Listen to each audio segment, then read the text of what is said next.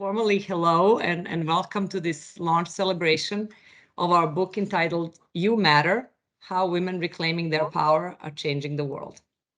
So my name is Danijela Milic, and I have the honor and pleasure to host this event as kind of wearing two hats. One as the Win New York co-leader, one of, and as one of the co-authors of the book, which has been written by 20 inspiring women leaders who are changing the world in their own way.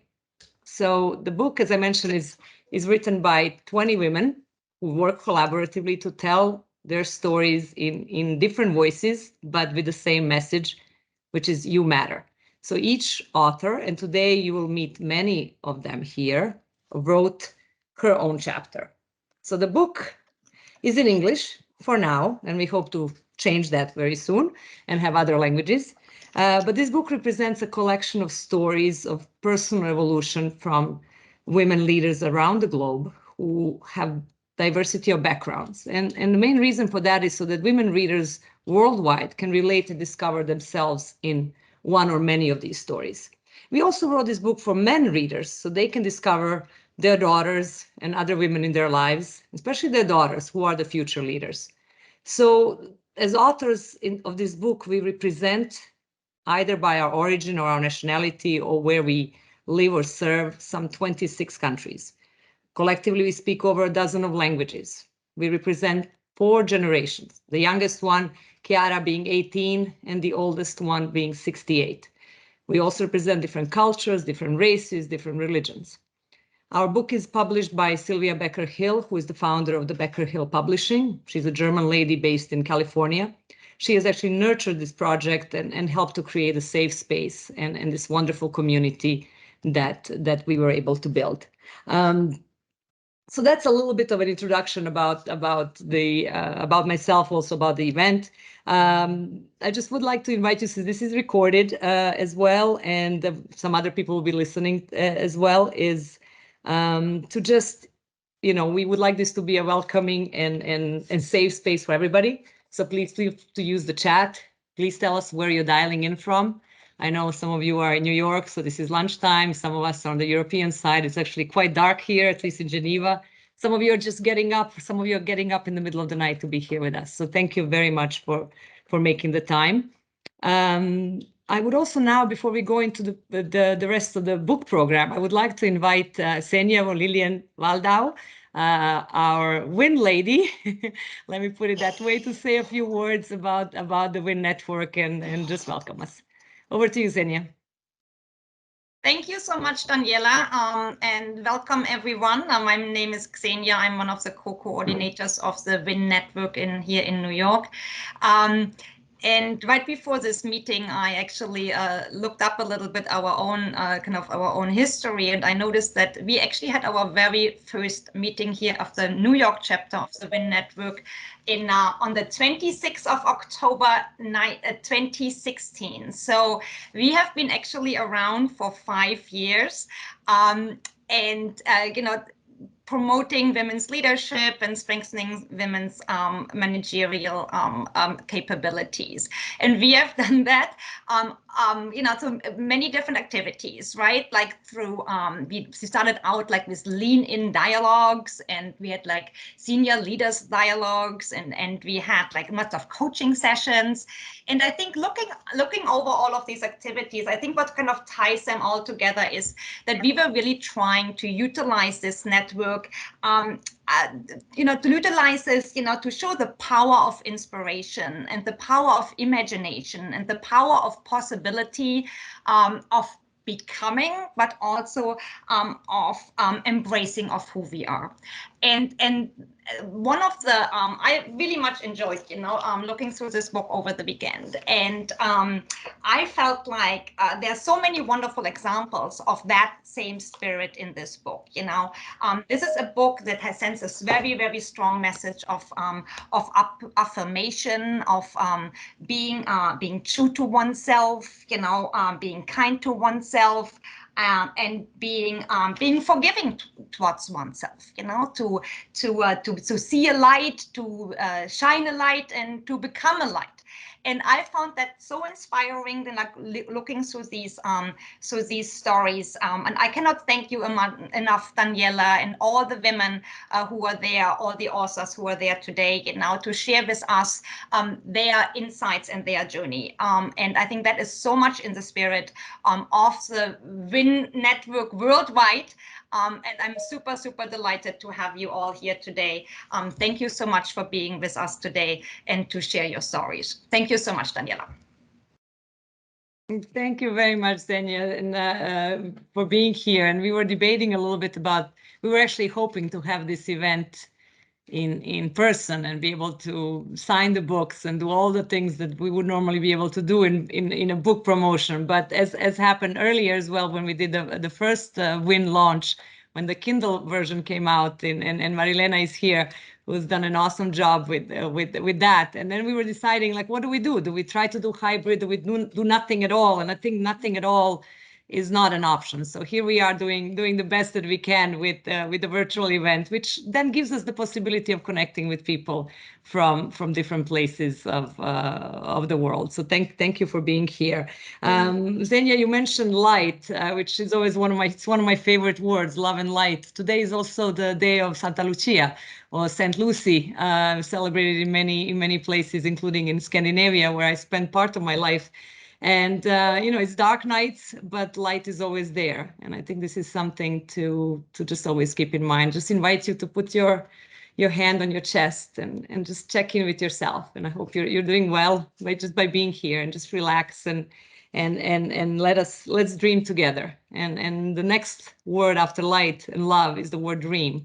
So we are here together because we, as a group of women, dare to dream. Actually, we were scared to dream, let's be very honest. But when we had a dream catalyst, or a dream maker with us, and her name is Kate Jones. Kate invited us for a dreaming session, not for objective setting, goal setting, planning, strategizing, and all these things that us professional women and men tend to do, but actually just to kind of switch off a little bit and check in with ourselves and dare to dream.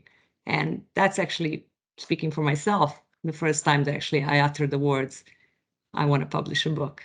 And then there was Vadzi, who you'll hear a little bit later in the program, who said, me too. And bit by bit, Marilena heard that, and you'll get to hear a bit more how this story unraveled, so that Xenia and others are able to hold the book in their hands. So I'm going to turn it over to Kate, invite Kate to tell us a little bit about dreaming, about what was this experience for her like, or anything like that, and introduce herself a little bit more than just a dream master, which she is for me. Over to you, Kate. Thank you, Danijela. I actually love the idea. I might change my job title to being a dream catalyst. I absolutely love it. Actually, I thought, in thinking about, I'm only going to speak for a couple of minutes, but and obviously I'm sending out love and good wishes to all of you around the world, wherever you may find yourselves now. But I thought I would actually, I've turned it into a little kind of fairy tale, which I'm going to read you, which I thought would be more in the spirit of the work that I did with the WIN and the result of it. So settle comfortably into your seats, ladies and gentlemen, and I will begin.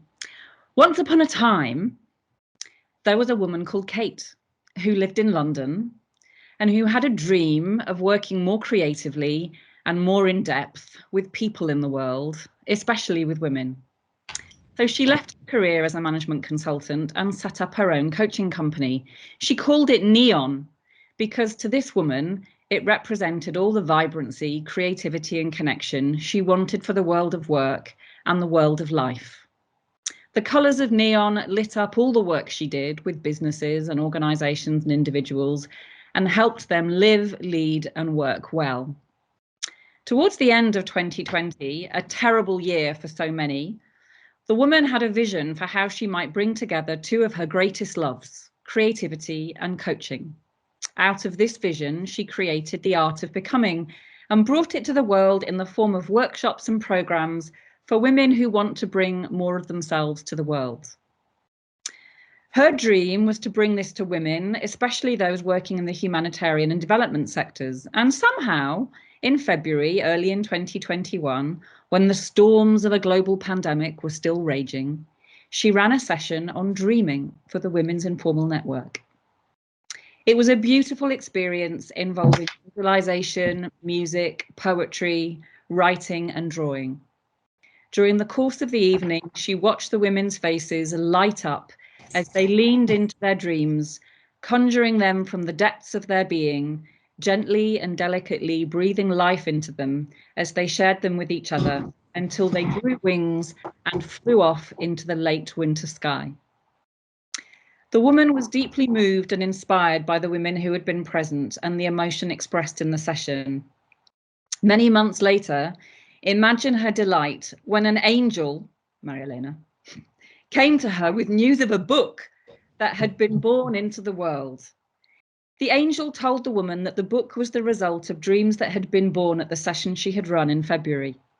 She told her that a number of the women present had got together, invited in other women to join them, and together had written and published a book called You Matter that tells inspirational stories of women changing the world around the globe. For the woman, this was a dream come true, and the motivation she needed to go on and offer more dreams to more women of the world. She uttered words of gratitude to the universe, and as the storms of the pandemic still raged, whispered out to the goddess of all dreamers, always remember to dream. Reach inside yourself, open the door of your soul, and let your imagination and your longings fly. Expose yourself to the risk of leaning into your heart's desire, for who knows what might come true for you. The end. Wow, Kate. I think I need a moment. That was so beautiful and so unexpected. And now I think I want to change your title again. You need to become a co-author of our next book, because that was just gorgeous. Thank you so much for sharing. Thank you for Thank you telling a little bit of a journey. I wasn't able to go to the call, the Rome call, so I'm really delighted to be here. Thank you for inviting me. Well, you will catch you one way or the other, and this is the beauty of these promotions, since time doesn't work for many people. Even now, doing something at the end of the year where everybody's so busy doing so many other things, it's a bit of a challenge. But we're just going to keep doing it, and different people, different groups. So now I think I would like to call our fellow authors to come and read a little bit from the book. I know some of you have it, some of you read it, some of you are just ordering it, some of you it's coming as a Christmas present. But today you get a little bit of a treat, and there's several of authors here on the call, and I think I'm going to start with Afshan, if she's here. Yes, I see her. So Afshan is, I'm actually not going to introduce them. I'll let them speak for themselves, introduce themselves briefly, and read a little passage from their chapter. So Afshan, I'm going to turn it over to you. Thank you. Good afternoon, good evening. Hello to everyone. Good morning, perhaps in some places. My name is Afshan Shafi, and I'm delighted to be here with you. By way of introduction, what shall I say about myself? I am an Indian American who has spent most of her life living in countries other than India and the United States.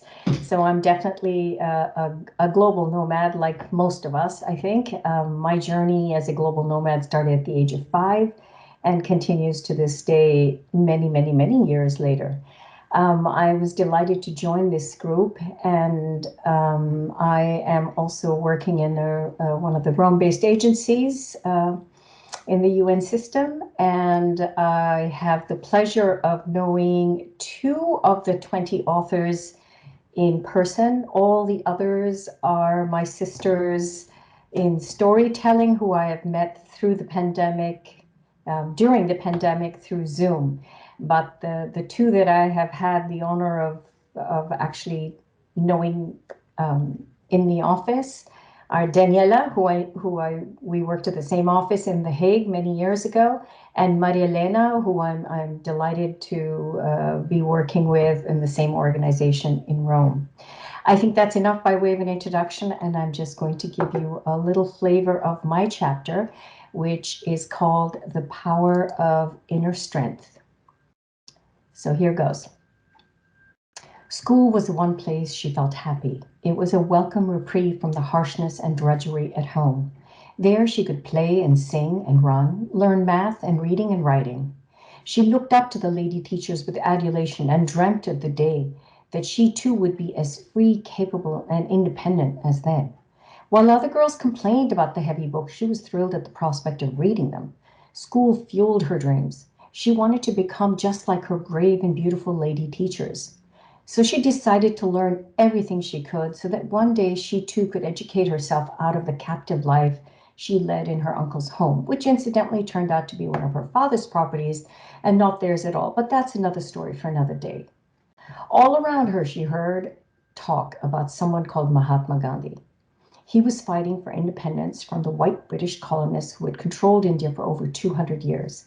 He had galvanized millions of people using peaceful protests, hunger strikes, and other acts of non-violent civil disobedience to demand that India be returned to the Indians.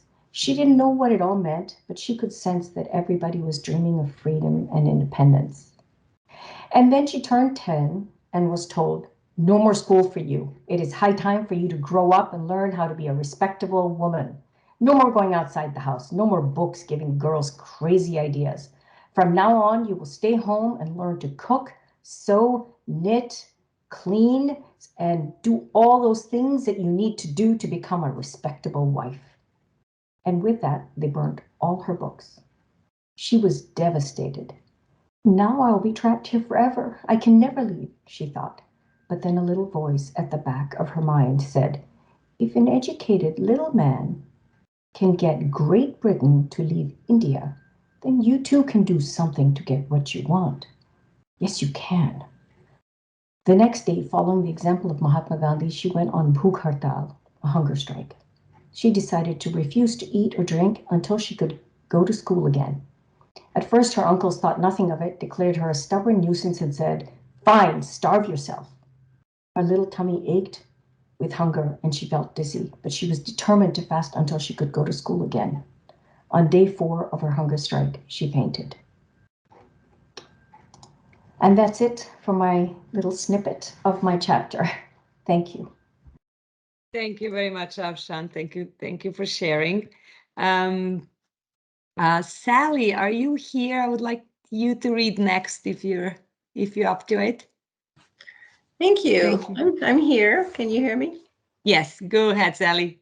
Yeah, so by way of introduction, I used to work for some of the UN-based agencies in Rome, and I quit a long time ago to follow a dream to restore an old house in Tuscany and manage that as a farm and rental property, and also to write. So to become a creative writer, because I was always a technical writer.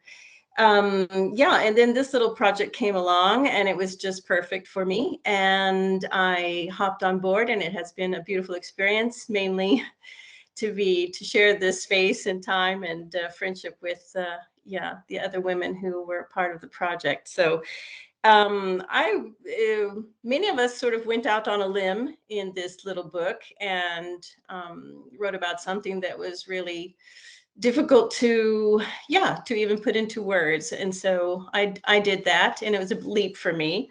I wrote about the power of letting go. And this is sort of the miracle of writing. I thought that the story was about letting go of something concrete in my life. It was about letting go of something that I was hanging on to that was keeping me stuck and keeping me also in conflict with other people. And instead, as always, when we go a level deeper, the story was really about me letting go of something inside of myself, something that I had to change. And so I'm just going to read the very last few lines. Because when I let go of those things inside of myself, then things around me could heal. In particular, the relationship with my husband, which is what I wrote about. So my last words in my chapter are, I asked my husband later why he changed. What brought him around? I don't think I have changed, he replied. You stopped attacking me. That had been the hardest lesson of all to learn, to understand the softer power within me, the one that could move mountains. I forget sometimes and have to be reminded in those moments when my husband and I are like two bulldogs in a ring. Soften, I hear, soften, and then the battle is gone. So I think that was what my story was about, how to sort of, yeah, get rid of those battles with others. Thank you so much, Sally. And the power of letting go. Wow, that's something we we can all learn to deal with. You know, sometimes it's the difficulty to acquire, but how do we let go? And enough chance, the power of inner strength. I think we're seeing the variety of themes here. And the next one is Wadzi, and Wadzi is gonna, you know, Wadzi's chapter is called "The Power of an Intrepid African Girl," and I could just can't wait for you to hear what she has to say. Is she here, Wadzi? I don't. Yes, I'm here. You are here. Yes. Over to you, my dear. Absolutely, I am here. Hello, everyone. My name is Wadzanai. I come from Zimbabwe. I work for the FAO, Food and Agriculture Organization, and I'm an economist. So my story is about the lessons I've learned throughout my career and from different people and different parts of my career. So I'm just going to read a small part of my chapter. As a person who had always applied my professional lessons, always put my best foot forward, I felt let down. I was angry. I was tired. My breakdown happened in September 2019, and the pandemic hit in March 2020. Just as I started to recover, I became suicidal because I thought that after putting in all this effort over the years, no one could see the great toll my life had taken on me.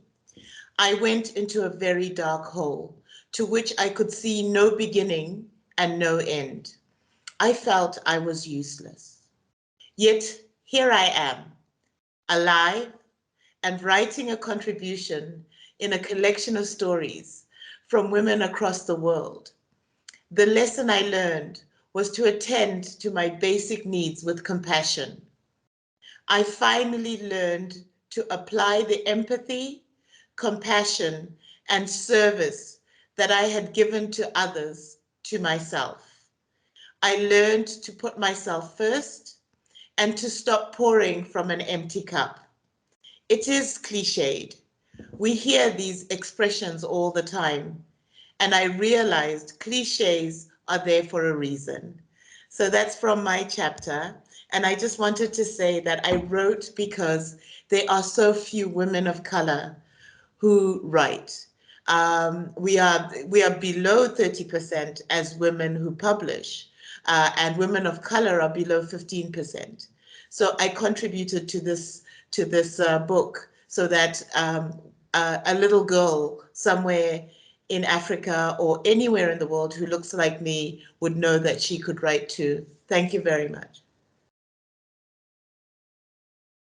Thank you very much for sharing, Wadzi. And this is my partner in crime in many ways. This is what my dream responded to, actually attracted to in the dreaming sessions. So it's what I've learned as well, Wadzi, and you remind us of that is that compassion. And when we, whether we struggle or whether we thrive, sharing that with someone else just multiplies and just goes out there in the universe. So thank you so much, Wadzi, for giving your voice. Let me see. Is Susanna here? And I'll give Chiara some more time. I am. You are, Susanna. Okay, I'm over to you to read us a little bit and tell us a little bit about yourself. Hi, good afternoon, everyone. Today I am streaming from North Carolina in the USA, even though I live in Bangkok in Thailand.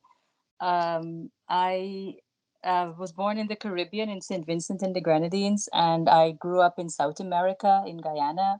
I went to school in the US. I am now a Dutch national living in Thailand. And today I want to read from you. I actually have my hard copy, which came in the mail yesterday, about a week after I got my paperback. So I am going to read from my chapter, just a short portion of it. And my chapter was called, or is called, The Power of Coping with Loss. The second focus of my burning desire is to be of service to others in health and wellness. I have always been in tune with my body, conscious of how it feels, how it behaves, what I put into it, how it affects it, and I normally strive to have it serve me in the best way possible. This I have constantly yearned to share with others so they too can listen to their bodies and treat it with respect so that they can feel their best every day.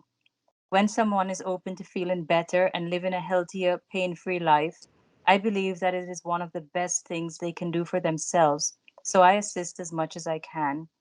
Through self care, knowledge of the latest science, and paying close attention to how your body responds to various stimuli, you can make the most of your life each day. This, too, I am certain, is a huge result of the trauma of losing my mom when she was just 36 years old. I asked myself, did she really have to die so soon? Or was it due to lack of healthcare knowledge, lack of advanced science, lack of self care? So much has changed in health science since the 70s. And if I can give the gift of helping someone enjoy a better quality of life, then I will do it. Thank you so much for being here, everyone. We really appreciate it.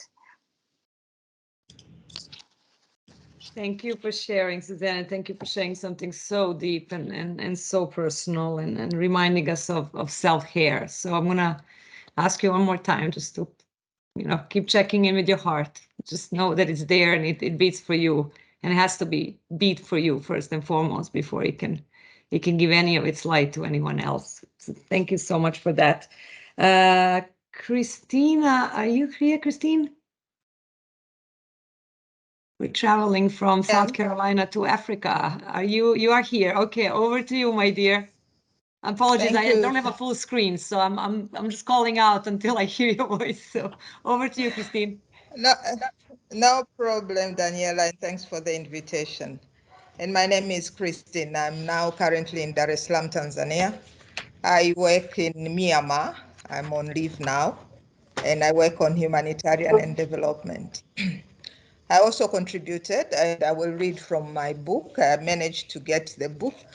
I had wanted to get the soft copy, but unfortunately, it's not accessible in this part of the world, but at least I had my copy. So the title of my chapter is The Power of Chapati, and I will read. When you see success, you know that it is a result of not giving up on one's dream. You do not know that the skills I learned in the kitchen helped me in the time of need. The chapatis, the pancakes, contributed to paying for my master's degree. Still thinking about how to get more money to support me with my studies, I decided to go back to my sister's office and asked if they could support me by buying chapatis from me. A lady at the office was impressed and promised to be a constant customer. She took me to other staff and they gave me their orders for the following morning. I immediately started a chapatis business. I started making 10 to 15 chapatis every day and got money for transport, lunch, and stationery. At the time, chapatis costed 50 Tanzanian shillings, but they decided to pay for 100 for each to support me. Over time, I got more customers. I would wake up between 4:30 and 5:30 and 5 in the morning every day, depending on the amount of orders to prepare the chapatis before I went to class. Improved the quality as days went by and got more orders for their needs at home too. I also engaged myself in data collection and support for some researchers to add to what I was getting from the chapatis. In the process, I got back pains and had to undergo some therapy to ease the pain and get fit.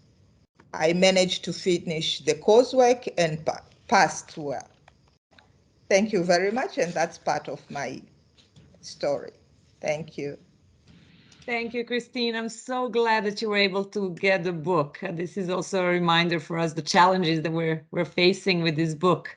You know, Amazon does great things, but in a very selected part of the world. So we also open up to any of you who may have suggestions or ideas, because our dream is to get this book into every hand of every person everywhere in the world. It might take us a while, but you know, we're determined and we got this far. But listening to Christine, maybe this is a good moment also just to inform all of you that we as authors have decided that 100% of all the royalties of the sale of this book will go to the International Rescue Committee, and very specifically for their girl education program to give refugee girls a chance to go to school. And hopefully when they read Christine's story of just even that right to go to school doesn't come that easy. It's just something. It's actually, I'm sorry, I'm getting emotional now, but this is actually the reason why we write these books. We write this so that the people can find inspiration in and they can look like any way or shape and form and still be able to go to school and to try to make something of their lives and therefore something of the lives of their community and in the bigger world. But I'll stop here and move on to Margarita. If she's here, we go to Colombia or Spain. I'm not sure where she is at the moment, but we are really all over the world. If you're here, Margarita. Thanks, Daniela. Yes, I'm here. And I Over just to came you. back. Thank you. And I just came back from New York, meeting one of the grandchildren for the first time after 2 years. So it was a great trip. But he's a little monster, little devil. But anyhow, for me, this experience has been fantastic. I am a Colombian biologist, and I left Colombia many, many years ago to join the UN in Nairobi, where I fell in love with Africa. And like the majority of us, I have been a nomad all my life. So of course now, when I just retired from IFAD, I'm in the south of Spain, but I spent time in Portugal, in Switzerland, and visiting the children. That part of the problem we have is that we leave them around. When we are moving, they fell in love with one of that nationality and the next one and the next one. So we spend all our time visiting the children and the grandchildren all over the world. So my story is about my part of my life in the UN system, and also a little bit before I joined the UN. Of course, you will see that we don't mention the UN because we have to be respectful about our organization. But I opened my heart to some of the stories, some of the challenges I faced in the UN, because I thought the ones that are coming behind should know about those issues and should know that there are solutions and that they should stand up for themselves. So my chapter is the power of saying no. And it had to do with sexual harassment. It had to do with work-life balance. It had to do with working hours and hours just to get a simple promotion, just trying to show that I'm as good as it gets, and that I was not there because I was a pretty face. I had to work for institutions in the UN where I was the first female professional, which I have to say was a huge challenge. So some of the ones coming behind me don't have to experience that sad part of being the first female in one institution where you are treated like you are here just for your pretty face. And when I asked for a new computer, they told me if I wanted a computer that will match the color of my eyes. So all those challenges that we went through, I think help the youngsters. One of the concerns I had in this process was when younger colleagues were exposed to sexual harassment, and I tried to help them out. They were scared to speak up. They were scared of the consequences. So it's just saying, listen, you have a right to say no. Even when your boss, like happened to me, threatens me with an F in my performance assessment if I don't go to bed with him. So all these stories for me were important. And the effect of that is that my son is very, very grateful that I shared these stories, that I had the courage to put them in writing. And I think all of us have been very courageous. And that's something I really admire from the group. And I was saying, I think UN staff, female staff, are full of courage. And no offense to many of our male colleagues, but we work so hard, and sometimes without, or many times, unfortunately, without recognition. So having this group of sisters that acknowledge and understand the realities and what you are going through, I think is very powerful and very important. So I hope that the book will help all those that are still working like crazy, sometimes for no good reason, to understand that at the end of the road, the only thing that is really left is the people you love, and how you care for your mother, your father, your children, your nieces, your nephews. That's what is there. And when you leave the institutions, when you thought you were indispensable, you are wrong. You are not. The institution just goes on without you, and maybe they don't forget you totally, but it's not worth it to invest all your time just working and working. Spend time enjoying life, and as Susan was saying before, taking care of yourselves. And forget about being a superwoman. We cannot be superwoman, super perfect, super in everything. So that's my grain of salt, Daniela. Over to you. Well, Margarita, thank you so much. It was a lot more than just a grain. And the word courage still echoes, and I think certainly courage is something that we see from all the authors and many people we're discussing now, who just maybe sometimes need that little nudge or that little encouragement. As Chitra says, that's what WIN is there for, to lean in and to support, and sometimes just to get that other validation from the other side, but also the power of saying no, setting boundaries. I mean, lots of lessons in what you've shared there, Margarita. So thank you very much. And then just one comment from the chat, thank you for paving the way for the youngsters. I mean, how's that for a review? I mean, thank you so much for sharing that. I think I would like to ask Serena if she's here to be the next one. We're so lucky to have so many of you here today. Serena, are you there? Yes, I'm here. Over to you, my dear. Daniela and my fellow co-writers, I salute all of you, and good morning, good afternoon, good evening to all of you. I wonder, can you hear me well? So, yeah, okay, great. I just would like to also especially thank Daniela for organizing this event, and Daniela and Marilena for inviting all of us. It's really amazing to be in this meeting, and I'm really humbled to be able to present myself and read a little bit from my chapter. I would like to introduce myself. I'm Sarina. I'm originally from Kyrgyzstan, from Central Asia.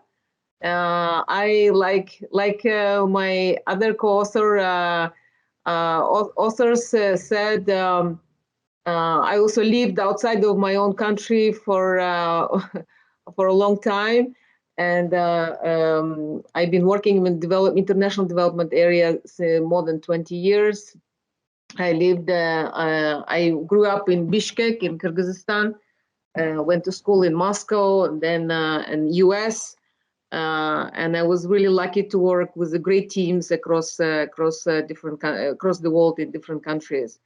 I have 2 boys, and I really dedicated with love my chapter to my boys, because oftentimes we talk, but there are certain things we don't really say. So this is something that I wanted them to read and to know about their mom, about me, and I'm really humbled to be part of this project, which is absolutely amazing. I just wanted to mention that without knowing, in 2021, to write a book was in my New Year's resolution. I didn't know at the time that in May, in June, I will speak to Marilena and jump on the magic flying carpet, and here we are. So thank you so much to all of you. And I would like to really read a little bit from my chapter. I would like to say that I'm really inspired by so many writers and so many brilliant thinkers that really inspire us. one of the inspiring writers is Paulo Coelho. And what he said is, it is the possibility of having a dream come true that makes life interesting. I think this is really amazing, so deep and so meaningful to me. My chapter is called The Power of Building Your Own Doors. And I would like to read a little bit from my chapter. In my country, there are common stereotypes about women, as they are expected to be strong and multitasking. Girls are raised to become practically superwomen, as it is said in the most popular saying, a woman should be able to stop the galloping horse or to enter the burning hut. Most of the popular traditional local proverbs and the old sayings about women unfortunately continue to have adverse connotations. For instance, a smart wife will silence a husband, a daughter-in-law is a family's enemy, and so on. If there are problems in the family between the husband and wife, the latter is often solely blamed, as in she was not able to hold the family together. As a result, it is typical for a Kyrgyz woman to have multiple roles in life and expected to succeed in each one of them. She has to be a thoughtful daughter, a noble wife, a good cook, a multitasking homemaker, a caring mother, a successful professional, and a good friend. I was no exception and was raised with these expectations. It was frustrating at times, but the women in my family, including my mother, would say, it was always this way and will never change. Moreover, once married, a daughter-in-law might be brilliant and successful, but if she doesn't know how to make a jam or does not serve a tea, she is not entirely appreciated. It was important for me to be able to pursue my career, however difficult it was. I interrupted my career twice for family reasons, and I do not regret it. Family always came first to me. I have learned to believe that no matter how hard things are, never give up and try to find a solution. Do not wait, but instead start building your own door to enter into or exit through. Start today. A gloomy day will pass and things do get better. I know it from my own experience. Thank you so much. Thank you so much. Thank you very much. Thank you very much, Serena. Really, really great. You listing all those roles that women play just makes me tired just listening to it. But how many do we know who do that day in and day out, and we never even hear them speak? So thank you for giving voices to them. Taco, next. Are you here, Taco? Can you hear me? Yes, go Can right you ahead. see Over me? to you. Thank you very much. So I'm really delighted to be here and to share about the story of a selfless Shiro. So this is an amazing woman, an undocumented migrant worker who did amazing things, but because of the peculiarities of her situation, she doesn't get recognized, remains totally silent and invisible. I chose to write on that because I work on gender equality and women's empowerment. I've been working in this area for over 22 years, and one of the most powerful way to empower someone is to allow them to voice themselves, to make them stand tall and speak out about their issues, the challenges, and so on. So my Shiro, my invisible Shiro, my selfless Shiro is called Tamara, and this is Tamara about to leave her village for the first time in her life, to start a new life full of promises in Europe. So she's bidding farewell to her mother, who loves her dearly. She had lost her father, and she looks so much like her father that the mom really looks at her, as um, her father's daughter. So it was very hard for the mom to depart from this beloved daughter who reminds her of the husband she lost a long time ago. So this is Tamara leaving the village. I'm going to read the paragraph. I also thought it would appeal to us as internationally based women far away from home. We are all migrants for different reasons, either because we've moved with a husband, or we are working, or we've moved out of friendship. So I think it's a situation that speaks to all of us. So this is what Tamara says, talking about her mother. I remember her lovely big eyes, filled with tears, gazing at me when I was leaving the village. She kissed my forehead, prayed for my success and happiness, and bid it farewell. Her eyes kept fixating me. They looked at me getting into the car, then the car departing, and then the shadow of the car leaving the village. The further the car drove, the more I felt I was ripping off her heart. I knew she was devastated, but like every woman in the village, she had to keep her cool and stay dignified in the wake of sadness and adversity. How good we are at shutting down our emotions and feelings. Thank you. It's been a pleasure sharing this little passage of the book. Thanks. Thank you very much, Taco. Thank you for sharing. Oh, this is it's overwhelming even for me, who's been hearing bits and pieces of these snippets, but just the variety of stories and the variety of topics is just incredible. I was going to read a piece, but I think I'm going to stop now. And I think as we wrap this up, the reading part, I want to give some space to a woman. I don't know. She has two names and she has about 100 titles. She goes by Maria Magdalena or Marilena or Mari or just a go-to girl or a flying carpet person. I mean, I don't know. I can just go on, but I will not. I'm just going to let you hear directly from her, because without her, we would not be here today. Oh, it's one thing to write, which many of us, as you can see, can and do and have been doing for a while. But there's a whole other thing to hear a snippet of a dream and then go out there and do something with it. And did she do something? Marilena, over to you to just say whatever you like to say, and also to read if you wish, but no pressure, whatever you like. Over to you. Thank you so much, Daniela, and thank you for inviting us all here. And as of today, I have a new name, also Angel. Thank you, Kate. I really loved your fairy tale. It was so well written and beautiful. So yeah, what can I say? The dreaming is very, very important. We have to keep on dreaming. And I just found a very nice quote today by Antoine de Saint-Exupéry, who says, "Make your life a dream and your dream a reality." I really like that. And so, as a matter of fact, we had a dreaming session in February, as was told before. And we also recently had a dreaming session about the end of the year, because we have to keep on dreaming to make our dreams reality. About me, I work for FAO as a strategic planner, and I love to facilitate strategic planning discussions, weaving in risk management, which may sound sometimes a little bit dry as a thing.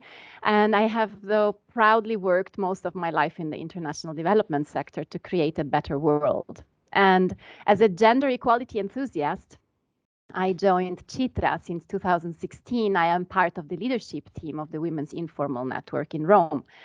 And so, as you all know, the purpose of the network is to promote inspiring women's leadership and to strengthen women's managerial abilities. So basically, I became very passionate about women's leadership topics. And in fact, my chapter in the You Matter book is called The Power of Being a Woman Leader. So I will read the beginning of my chapter for you. I am a woman and I am a leader. And you, what about you? I bet you're doing amazing things, yet still don't consider yourself as a leader. Let me hazard a guess. Maybe you're not leading a company or a big team. It all depends on our unique perspectives from which we look at things. How is leadership defined? If you search for the definition of leadership online, you will find many different definitions. Personally, I see leadership as the ability to inspire and lead others towards a common goal or desire, with the ability to empower people and help them seek their own ways of achieving these goals, and encouraging them to always let love lead. And this is precisely my personal goal for co-authoring this book. Let me tell you how I discovered that I am a leader and what it takes to become one. My wish for you is that you may realize that you already are a leader and the important role you have to play as a leader, because you matter. And I would like to share a quote by Beyoncé. She said, "We need to reshape our own perception of how we view ourselves. We have to step up as women and take the lead." Thank you very much. Thank you very much, Marilena, and thank you for quoting Saint-Exupéry, one of my favorite writers. And I always thought, every time I read Little Prince, it was Little Prince or Princess, because I think dreamers somehow don't have any gender in my mind, and power has no gender when you really come down to it. But anyway, thank you so much for sharing a bit of that, and such a pleasure to both serve with you in the WIN network and also to be forever connected with this book. And I mean, I said this in one of the sessions we had. You know, blood is blood, right? Family is family. But this sisterhood has become, you know, my blue ink blood family. And I really say this with all the love. I hope you see how amazing each and every person is. And there is actually more of them who are not here with us. So when you get to their chapters as well, I'm sure you will feel the same way. Now we heard sort of lots of women's voices, but there's also a few men here with us, and there's particularly one gentleman who I want to honor today, because he was one of the first that actually stepped up when the book was launched, when the Kindle version was launched. We were not even holding the book yet. And I think the ladies in Rome arranged a lunch and a celebration. And I don't know, Marilena again talked to the Italian gods, and books got delivered in Italy before everywhere else. We have to figure out how she does all of that, but that's for another day. But at that lunch, and there was a gentleman who proudly held up a book. But of course, anybody can hold up a book and you know, for media and for promotion. But there are actually people who hold up women and help them thrive and help them be visible. So Francesco Turisi is a friend. I can call him friend of the You Matter movement, friend of WIN, friend of all of us here. He's a supporter, and I would like him to come and say a few words from his male perspective, and also his role that he's sort of taken on for helping us advance the cause. A brief introduction of him: he is 39 years old. He's an international lawyer with a master's in gender equality. For a short period of time, he also served at WFP Gender Unit. But one thing he said to me, and not only did he said it to me, but he's actually displaying it every time we speak, is that he firmly believes in the importance of gender equality and in the necessity to involve men in this fighting for more equal society in terms of gender. And I definitely share those same sentiments. So Francesco, if you're here, I would like to turn it over to you for a few words, if you'd like. Thank you so much. I have to say, first of all, thank you to all of you. Daniela, after all this amazing speech for me, it would be very difficult to say something clever, but I will try. And of course, one of the first questions that I always receive is, why you are engaging these girl things? Why you are there? And also I received this question, are you gay? Are you homosexual involving on this? Of course, I'm not gay, but there's nothing bad, of course, in this. But I want to share with you just a story, just this feeling, because for me it was a path. And I would like to say thank you, of course, to Veronique Saint-Luce. She was my light. Of course, I want to say thank you to Marilena, Chiara, Wazinai, for inviting me today, because I was not a man involved in gender equality, I honestly to say, but something changed, something happened in my mind when I was invited in 2018 at the WFP for the 16 days of the days against the violence. And there I learned, this is one of the key words, I learned really what is the sexual violence, what this means, even not perceiving what is the violence. And this is was very important for me to open this gate of gender equality. Next year, I submitted to the Master for Gender Equality in 2019. And then I went to DRC Congo for a short period to follow a project on for gender equality. And of course, the violence against the violence, sexual violence. And there, I had this story that was like a slap in my face, because me, white, coming from Europe, privilege, with all the things I can, I met this little girl. The name is Félicité, happiness in French, as you know. And these girls look at me in my face and say, honestly say, why are you white? So me, the international lawyer, coming from the European countries, no words, speechless. I don't know what to answer to this lady. So to this girl. So I tried to say something. I mean, because we are all the same, but different colors. And she looked in my eyes and she said, wait for me. She went in this little house where she lived, because it was like a village. She come back with a little doll. And this doll was white. She looked at my face and she told me, now I understand everything. This is your daughter. She was waiting for you. So this for me was the shock, cultural shock, completely changed my mind. Why we have to be involved on, of course, SDG, gender equality, equality of education, whatever you want. This is the reality that pushed me to go forward. And I had a chance to be there and then come back to Italy and work even for a short period at WFP. And this pushed me to go on and move. And then in 2020, I applied for a grant at the US Embassy, and I won this grant for women empowerment, to have this hackathon, to hear the voice of the women. For many years, the voice of women has been suffocated. So we have really find out a way, and this book is really precious to give the voice to the women.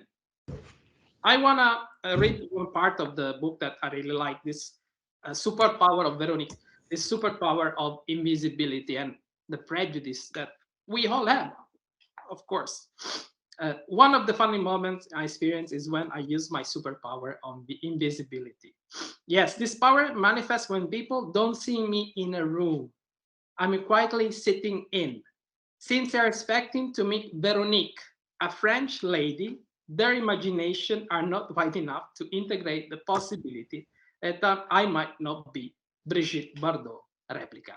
And this was an amazing passage, because, of course, we are all working on the prejudice that a woman French must be white, with all the stereotypes we have in our mind. And this would be my fight. And I close my speech on 2021 with the translation of the book. We have to involve more men, not because it's a war or a challenge or something, but because it's natural to work together to improve together these words. We cannot even think about that, me, white, coming to Africa, to DRC, pushing my stories, when a little girl, Félicité, and the name was not casual, bring me to life from that moment. And the approach that we have to use for men is to open and push more men to training them, because many of them are not aware of this gender equality and the importance to work for this gender equality. So pragmatically, I want to say I will work for it. I will try to involve more men as possible, to push them to study, to understand what is the violence and is not, and how important is to fight for this challenge. So thank you so much for inviting me, and I will follow your speech with a lot of my heart open to you. Thank you so much. Wow, thank you so much. I mean, I think anything I would say, grazie, I could say it in any language. I don't think I could even begin to express, I think, what I feel collectively we feel hearing you. And you said something that touched me very deeply, which is it is natural. Humanity is 50-50. This is nature. This is sort of excluding one or the other is like trying to walk on one leg and falling miserably. And this is what civilization is discovering. No matter who is in power, if the other half is not there, we go nowhere. We need one foot in front of the other. Thank you so much. And I think we need to empower and amplify Felicities and Tamaras and girls making chapatis in the world, anywhere, wherever they are, because they too can be who we are, but not if we don't show them the way, if we don't pull up a chair for them to sit and kind of look, because they're modeling us. So thank you so very much for that. I know we're a little bit over time. I have one more person that I would like you just to hear from, because and I save the best for last, as they say, but I don't mean it in that way. I mean, there's somebody that I would just like her to say a few words, and that's our beloved Chitra. That she likes to say that she doesn't know how to dream, but I really want to challenge her on that, because we are here as a result of a dream, and I think all of us in our lives have done whatever we've done because we had an inkling of a dream. So I would like to invite all of you to think about what would life look like if nothing stood in the way. And what are you dreaming of? And then, Chitra, since you dreamt up the WIN network and got us into this mess to begin with, I'd like to invite you to say a few words about, what are you dreaming of next? Give us a little warning so we can, run away or join the flying carpet, whichever. Over to you, Chitra. Thank you, Danijela. And first, let me just thank all the powerful 20 women who contributed to this multi-author book. To be honest, I think you all made my dream come true. When I originally dreamt of WIN, I wanted to bring women together and to bringing us together to become inspirational women leaders. And you've shown that today. And in our meetings, we've talked about so many of the issues. Margarita, when we first started WIN, you told me your story, one-on-one, and I'm so moved that now you're able to share it with the world. And that's what I wanted, bringing women together, because it's as was already said, it's our soft power that can move mountains. And so that's my next dream. Here we have, we started with 7 women in March 2016, and now we're over 800 women globally, with chapters in New York and Vienna and Rome and Nairobi. And now it's our call to action. And I really am dreaming for next year that we can bring to life all of your stories. And through our WIN program, I would like to invite each of you to speak to our WIN network. Share your stories and your powerful messages so that we might start taking action on these incredibly important issues you raise: mental health, sexual harassment, girls' education, migration. These are the issues that we work on in our own work, but these are also issues that are so powerful and personal. So next year, I hope that we can take action and start moving mountains. Thank you so much, Danijela. Thank you, Chitra. What a beautiful, beautiful dream. Definitely think you got some people here who would like to continue the journey or start the journey, whatever issue you pick on. I know sometimes it looks like there's too many issues and we don't know where to go, but change one life, as my mother would say, give one voice to someone, or invite somebody along for the journey, no matter which topic that is, as long as it helps in the grand scheme of things, that it does. We only kind of see it at the end of the year that some steps we took on back in January and February and May and June lead us to here. So thank you for that. There's one more. I know I'm sorry, we're sort of running out of time. Anybody that needs to go, please go. I don't want to hold anybody here. I know it's your lunch break.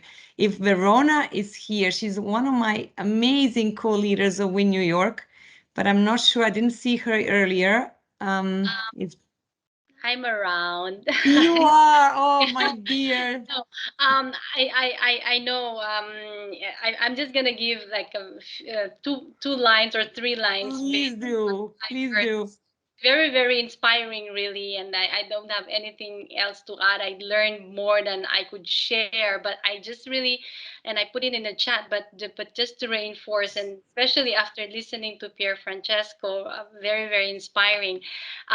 It's really, I think what we need to do is to, like I put in the chat, embrace, encourage, educate, not alienate, because I think we tend to speak to the converted, and we say this to ourselves, as working in this field. We keep on reminding ourselves, let's stop talking to the converted, let's expand our audience. And I think that's really one man in a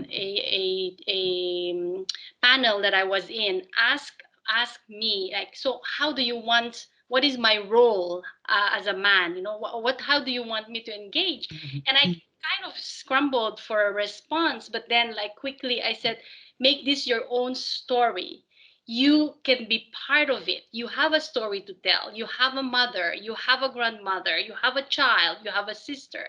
What do you want to do for them, and expand that. So I think we can change the narrative so that it becomes like, this is all, we are all in this together, like, again, a cliche, but this battle is for all of us.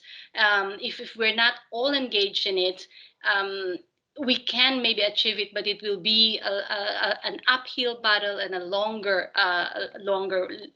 time to reach it. So really, really glad that and congratulations to all the authors. I still have to read all of them, but really relishing it and getting the energy, because it's just full of energy. Every line of it is energy. So thank you so much, and congratulations again. Thank you so much, Verona. Verona is one of the amazing co-leaders of the Win New York, works for UN Women, but all of that is titles. What she does each and every day on gender equality is just beyond words. So thank you so much for sharing that, Verona. And I think just to wrap up and to really to just echo what you said, is this is really, again, not about alienating. I now work for UN Mental Health team, and one of my first activities in that was actually volunteering with the gay men health crisis, working with HIV/AIDS people. And it wasn't about men or women. It was about people who just needed someone to listen to them. Because we all have stories, but if you have deaf ears, then nobody is going to tell the stories, and the stories told are going to go fall on deaf ears. And then then it's like tooth for tooth, eye for eye. And, we tried that for several centuries. It didn't quite work anywhere. So call to action for all of you. Thank you for being here. Thank you for your support. Thank you for my fellow WIN co-leaders and members. Thanks to the book authors for sharing. And in your own voice, I think this is really the power of meeting the living authors, for sharing your own stories, because I do believe that our voices echo much louder when they're united. Special thanks to all of you, because each one of you matters to us. And we're delighted that you're sharing these moments with us, and that you accompany us on this journey, because this is not just about a book and about this moment. It's about us making change one step, one action at a time. So please spread the word. Spread the word about this book, but also about the gender equality and a more inclusive and better world for all of us.